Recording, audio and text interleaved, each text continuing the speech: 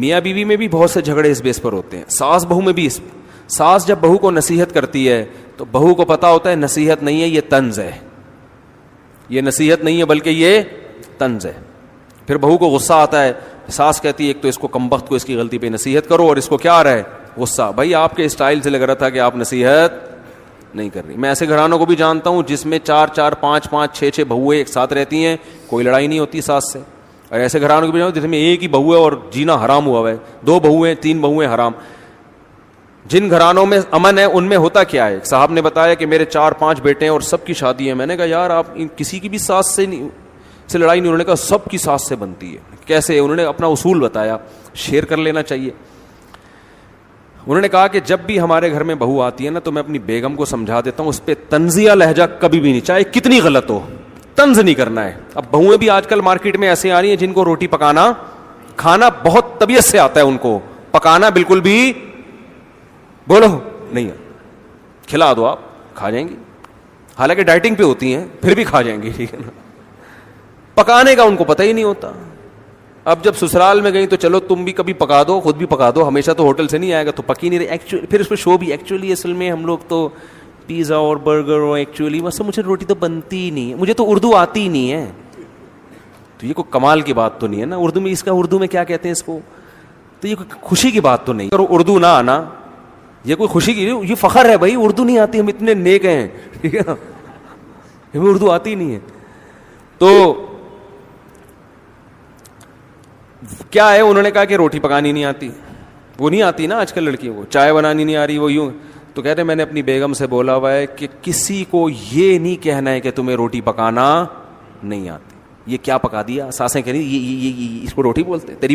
پھر پتہ ہے کیا ہے, تیری ماں نے, تمہاری ماں باپ نے تمہیں اتنا بھی نہیں سکھایا, تمہارے والدین نے تمہیں اتنا بھی نہیں سکھایا. یہ بہت نیک ساس جو ہے نا بڑے آرام سے کہے گی تمہارے والدین نے اتنا بھی نہیں سکھایا. اور زیادہ نیک ہوگی تو کہے گی کم از کم تمہارے والدین کو یہ تو سکھا دینا چاہیے تھا. یہ بہت نیک عورت کی بات کر رہا ہوں جو بغیر حساب کتاب کی جنت میں جائے گی, اس کی بات کر رہا ہوں. تانا تو ہو گیا نا, لیکن بڑے آرام سے. وہی والی بات ہے نا, اعصابی کمزوری ہے وہ نہیں, وہ اچل رہا ہے بیچارہ دو کہ تمہاری ماں نے تمہیں روٹیاں پکانا تو کم از کم سکھا دینا. چلو میں سکھا دیں, لیکن ماں پہ طنز تو کر دیا نا بھائی. یہ کون سا اتنا بڑا کام ہے یار, روٹی پکانی نہیں آتی. دیکھو شریف ہے, کوئی چور نہیں ہے, ٹھیک ہے نا, شوہر سے وفا کر رہی ہے.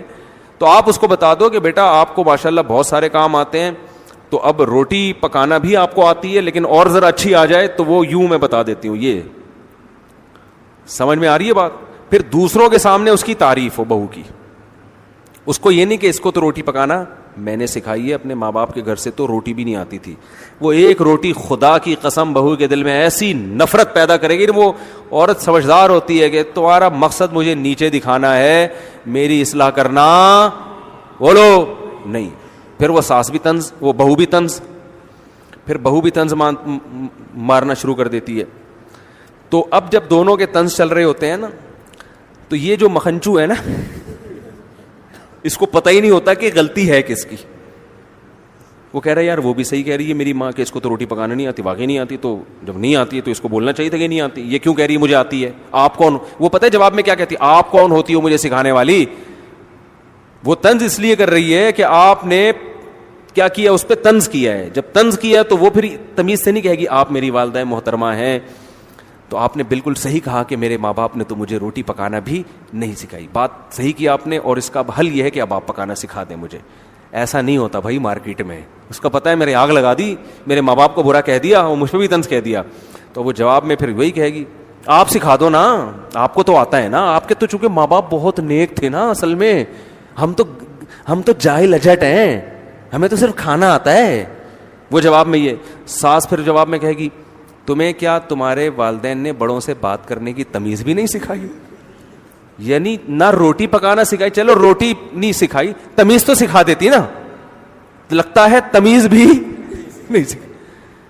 اب وہ دوسرا طنز ہو گیا, تو اب اس سے تو آگ. اب یہ مکھنچو جب شام کو میرا بیان سن کے, جس نے شادی کی تھی, جب یہ گھر پہنچے گا تو اس کو سمجھ میں آئے گا ان میں صحیح کون ہے غلط. طنز اس نے بھی کیا ہے, طنز اس نے بھی کیا, پہل کس نے کی یہ پتہ ہی نہیں چلے گا. اور خدا کی قسم قیامت آ جائے گی, عورتوں کی لڑائی میں یہ فیصلہ کرنا کہ ان میں صحیح کون ہے غلط کون ہے, کسی کے باپ, کوئی کائنات میں ایسا انسان کا بچہ پیدا ہوا ہی نہیں ہے. اس کا حل جب میرے پاس آتے ہیں میں کہتا ہوں الگ کرو ان دونوں کو, بہو کو الگ رکھو, ساس کو الگ رکھو. کہہ رہے نہیں میں چاہ رہا ہوں کہ جو غلطی ہے اس کو سزا. میں نے کہا یہ تیرا باپ فیصلہ کرے گا کہ غلطی کس کی ہے؟ یہ فیصلہ کون کرے گا؟ دونوں ایسے ہی بولیں گے, ایک تو بات کاٹیں گی, ادھر لے جا کے سنو گے اس کی, ادھر لے جا کے سنو گے, نہیں ہو سکتا فیصلہ بھائی. وہ رائی کا پہاڑ بناتی ہیں خواتین, اتنی سی بات کو بڑھا چڑھا کر. اور پھر ساس بہو میں ایک دفعہ یہ پیدا ہو گیا نا کہ یہ مجھ سے نفرت کرتی ہے, مجھے نیچا دکھانے کی, اور پھر اب تو ہر بات میں یہی ہوگا.